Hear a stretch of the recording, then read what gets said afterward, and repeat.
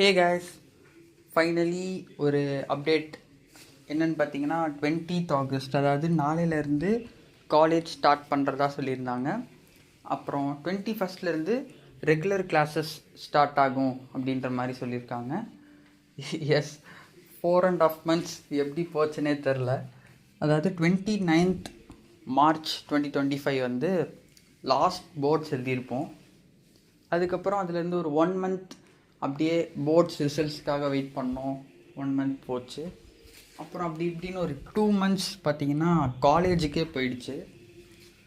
So அப்படி இருந்தும் 1.5 months, July to August 20th.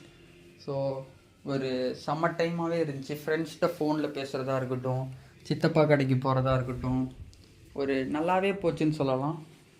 So இப்போ எப்படின்னா அந்த எக்ஸைட்டட் ஃபேஸ்லேருந்து ஒரு ரிக்ரெட்ஃபுல் ஃபேஸ்க்கு போனான்னு கூட சொல்லலாம்.